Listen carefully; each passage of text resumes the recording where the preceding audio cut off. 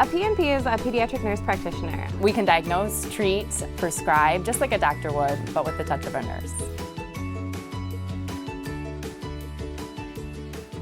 Kids A to C with the PNPs. F is for fevers. Hi everyone, welcome to Kids A to Z with the PNPs. Where each week we take a closer look at some of the common health issues affecting our kids. We're your hosts. I'm Dominique. And I'm Cortney. And today we are covering F, and F is for fever. Fever is a huge topic. I feel like we've said this about every single topic we've had, but fever is like the #1 complaint we get in the emergency Yes, department. it is. So, and actually, so what is fever? Fever is actually a normal body response to infection, and it's not necessarily a bad thing. In an otherwise healthy child, fevers don't necessarily have to be treated, but they can be quite uncomfortable. So treating the fever will help with the comfort of your child. And one of the common misconceptions that parents have is they're worried about if they should be concerned when the fever reaches a certain height. So the height of the fever is not necessarily something that we're particularly concerned about. It's more the presence of fever and how long it's been sticking around. Nearly every child will develop fever at some point in their life. So it's good to know what the treatment is and what we can do about it. Sure. So what can you do if your child has a fever? There's lots of over-the-counter preparations for fever reducers for children. Commonly Tylenol and Motrin. These medications come under lots of different names. Tylenol is acetaminophen, Motrin is ibuprofen, it's also Advil. So those medications can be given together or within a few hours of each other if one is not taking care of the fever. My note to parents is just make sure that Tylenol is 6 hours from Tylenol and Motrin is 6 hours for Motrin. But if your child has a fever, you give them some Tylenol. A few hours later, the fever is not gone, they're still uncomfortable, feel free to give them some Motrin. We don't want to give Motrin or ibuprofen or Advil to children less than 6 months of age. Tylenol is safe, but dosing should be done by your pediatrician. Another medicine that we avoid in all children, anyone under 18, is aspirin. Aspirin can cause a rare but serious condition, so we avoid it in all of our children. So what else can we do if your child is uncomfortable, they have a fever, you want to make them feel better? So encouraging rest, allowing them to play as much as they want to, but rest when they need to. You don't have to hold your child back from play when they have a fever. If they're wanting to play, that's fine, but if they're wanting to nap and lay low, that should be encouraged as well. Sure. And lots of fluid intake, because when you have a fever, you're burning through your fluids quicker than you normally would, so you want to prevent dehydration from happening. Keep offering your child sips of fluids. The best thing you can give them when they have a fever, or even when your child is having vomiting or diarrhea, you're concerned that they're not hydrated, is Pedialyte, if they'll take it. But otherwise, water, juice, anything liquid is good. I even tell parents, doesn't have to be healthy. Popsicles, ice cream, when they're melted, they're fluid, so let them have at it. Yeah, whatever your kid wants, they get when they're sick.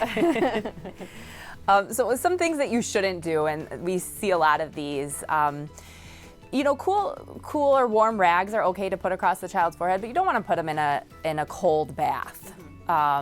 You can imagine how uncomfortable that would be, and your kid doesn't want to be sitting in freezing cold water.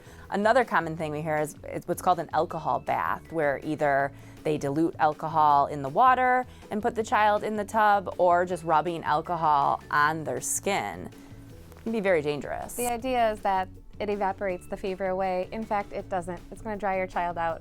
So let's take a minute to talk about febrile seizures. Febrile seizures is another common complaint we see in the emergency room. Febrile seizures is a seizure that occurs because a child has a fever. It's not necessarily how high the fever gets, it's how quickly the fever goes up. So febrile seizures usually happen in kids under the age of 6. It's a pretty common phenomenon, and most kids that have febrile seizures don't necessarily grow up to have a seizure disorder later in life, although a small amount of them do. So typically, if a febrile seizure, when and if it occurs, it's very brief. It lasts only several seconds or less than a minute, and your child should return very quickly to themselves, back to themselves as soon as it's over. If not, if the seizure is lasting longer than a minute, or after the seizure they're very tired and not coming back to themselves, definitely seek medical attention. Yes. And I've been doing this for a very long time. Seizures are scary. If my child had a febrile seizure or a seizure in general, it would freak me out. And I'm a medical professional that sees this all the time.